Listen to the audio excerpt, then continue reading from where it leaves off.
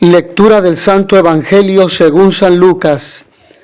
En aquel tiempo Jesús dijo a sus discípulos: amen a sus enemigos, hagan el bien a los que los aborrecen, bendigan a quienes los maldicen y oren por quienes los difaman. Al que te golpee en una mejilla, preséntale la otra. Al que te quite el manto, déjalo llevarse también la túnica. Al que te pida, dale, y al que se lleve lo tuyo, no se lo reclames. Traten a los demás como quieran que los traten a ustedes, porque si aman solo a los que los aman, ¿qué hacen de extraordinario? También los pecadores aman a quienes los aman. Si hacen el bien solo a los que les hacen el bien, ¿qué tiene de extraordinario? Lo mismo hacen los pecadores. Si prestan solamente cuando esperan cobrar, ¿qué hacen de extraordinario? También los pecadores prestan a otros pecadores con la intención de cobrárselo después. Ustedes, en cambio, amen a sus enemigos, hagan el bien y presten sin esperar recompensa. Así tendrán un gran premio y serán hijos del Altísimo, porque Él es bueno hasta con los malos y los ingratos. Sean misericordiosos como su Padre es misericordioso. No juzguen y no serán juzgados. No condenen y no serán condenados. Perdonen y serán perdonados. Den y se les dará. Recibirán una medida buena, bien sacudida, apretada y rebosante en los pliegues de su túnica, porque con la misma medida con que midan, serán medidos. Palabra del Señor. Oren por sus enemigos y por quienes los difaman. Amar a los enemigos es muy difícil, pero no imposible. Amar a los enemigos es uno de los principios más desafiantes y difíciles enseñados por Jesús. Cuesta mucho a la sociedad actual amar a un enemigo, amar y aún más perdonar a quien te ha hecho un mal. Amar a los enemigos implica perdonarlos. Esto significa dejar ir el resentimiento y la venganza. Jesús enseñó que debemos perdonar no solo una vez, sino repetidas veces. Amar a los enemigos es difícil porque va contra nuestra naturaleza humana, que busca protegerse y responder con desconfianza, resentimiento o venganza ante el daño recibido. Sin embargo, no es imposible porque el amor verdadero no depende solo de los sentimientos, sino de la decisión consciente de desear el bien para el otro.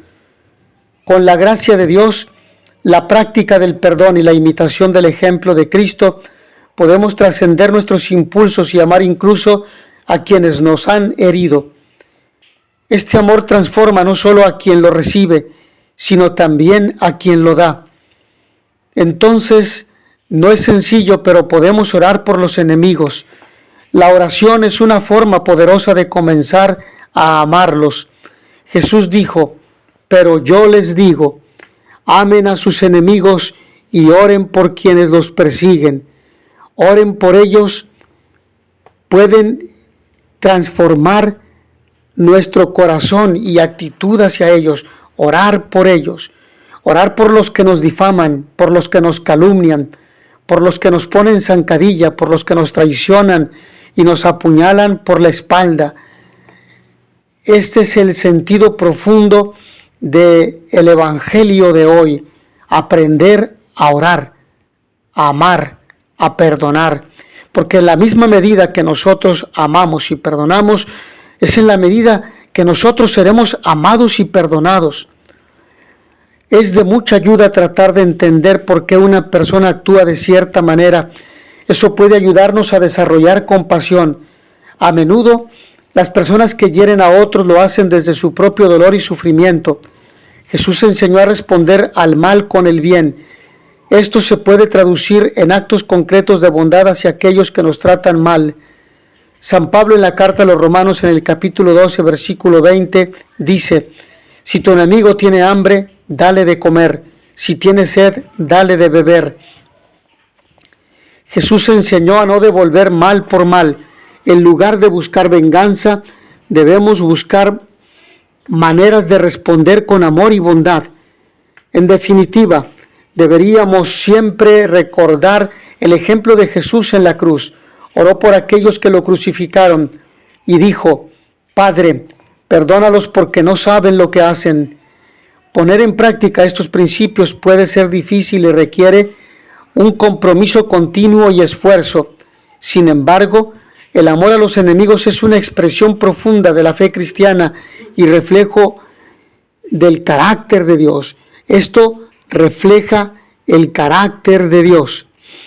En nuestra sociedad amamos a los que nos aman generalmente. Hacemos el bien a quienes nos lo hacen y prestamos a quienes sabemos que nos lo va a devolver. Una conducta muy razonada que no compromete en nada. Pero obrando así, ¿qué es lo que nos distingue de los que no tienen fe? Al cristiano se le pide algo más en su vida: amar al prójimo, hacer el bien y prestar sin esperar recompensa. Pues eso es lo que hace Dios con nosotros, que nos ama primero para que nosotros le amemos. ¿Cómo entender el Evangelio? ¿Dónde está el contraste? ¿Cómo explicar estas antinomias o antinomias? Tenemos que adelantarnos a hacer el bien para despertar en el corazón de los otros sentimientos de perdón, de entrega, de generosidad, paz y gozo. Así nos vamos pareciendo al Padre del cielo y vamos formando en la tierra la familia de los hijos. Es darse a sí mismo, dar el corazón precisamente a los que no nos quieren, que nos hacen mal, a los enemigos. Esta es la novedad del Evangelio. Jesús nos muestra que no hay mérito en amar a quien nos ama, porque eso también lo hacen los pecadores. Los cristianos, sin embargo, estamos llamados a amar a nuestros enemigos, a hacer el bien y prestar sin esperar nada a cambio, sin intereses, y la recompensa será grande. El Evangelio es una novedad difícil de llevar adelante, pero significativa, y al mismo tiempo significa ir detrás de Jesús. Y podríamos decir: pero yo no creo que sea capaz de hacerlo. Si no lo crees, estaríamos en un problema, sería tu problema, pero el camino cristiano es este. Este es el camino que Jesús nos enseña. ¿Y qué debo esperar? Ir sobre el camino de Jesús, que es la misericordia. Ser misericordiosos como el Padre es misericordioso.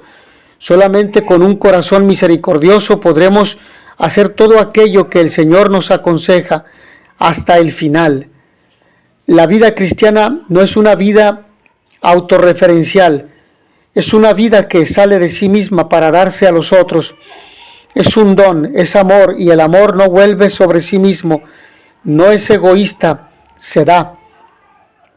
Se ha dicho que la regla de oro es como el elemento práctico que encadena estos dichos, aunque no sea lo más original, ya que tiene buenas raíces judías. No hagas a nadie lo que no quieras que te hagan a ti.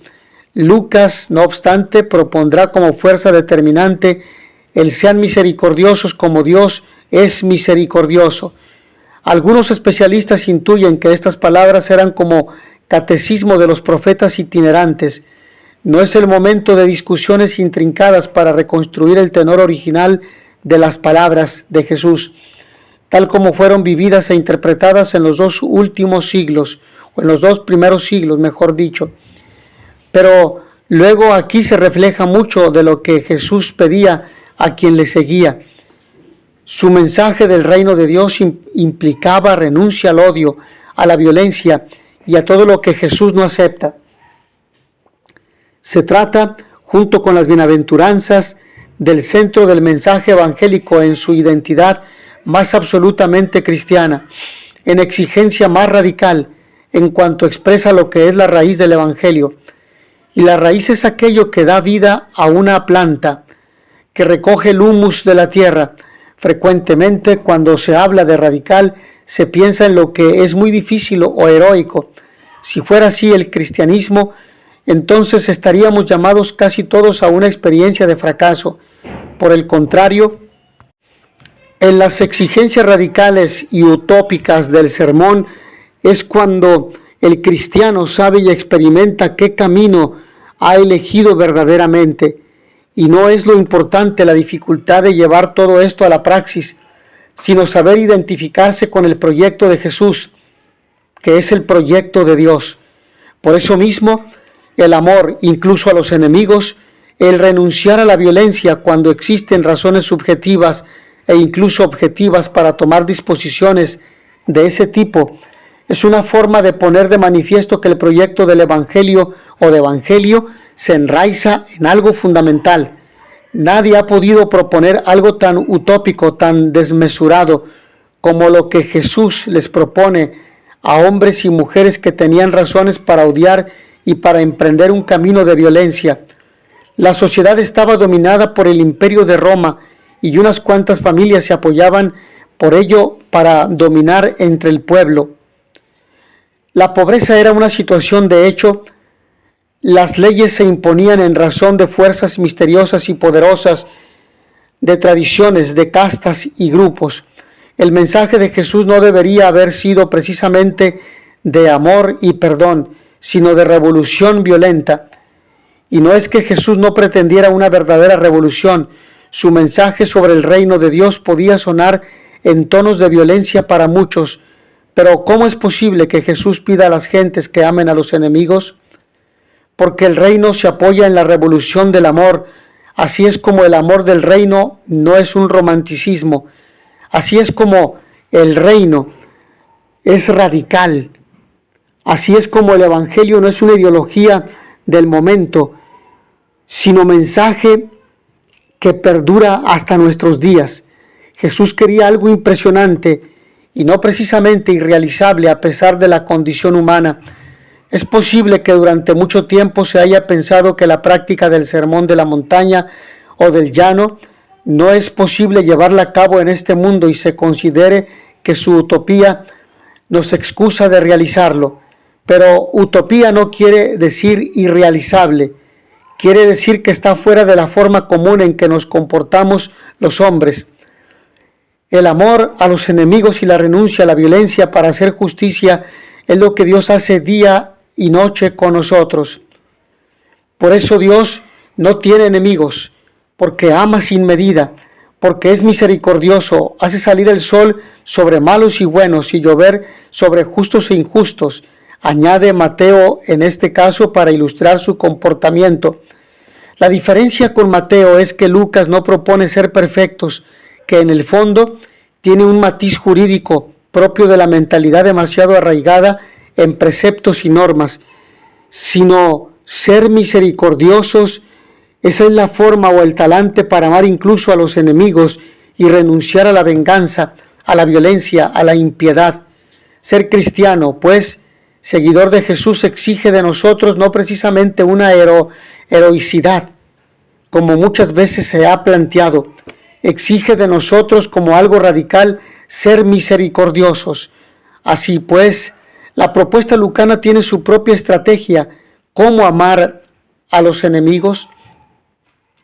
¿Cómo renunciar a la venganza de quien mi enemigo me ofende, de quien es mi enemigo y me ofende y me hace injusticia? No es cuestión que se imponga sobre sí todo, porque, o mejor dicho, no es cuestión que se imponga porque si todo esto como precepto es algo que tiene que aceptarse. En la pedagogía lucana se expresa así: ser cristiano seguidor de Jesús significa ser capaz de amar incluso a los enemigos. Requiere la praxis de llegar a hacerse misericordioso como lo es Dios. Pero podríamos preguntarnos, ¿tendríamos el valor de responder qué significa realmente amar a los enemigos en nuestra vida cotidiana y cómo podemos superar el deseo natural de responder con resentimiento o venganza? ¿Cómo cambia nuestra relación con Dios y con nosotros mismos cuando elegimos perdonar y amar a quienes nos han herido? ¿Qué impacto podría tener en el mundo si cada uno de nosotros pusiera en práctica el amor a los enemigos en nuestras palabras, actitudes y acciones? Mis hermanos, que A todos ustedes el Señor los bendiga y les dé la paz. Y notitia veritatis proficere, pax et bonum.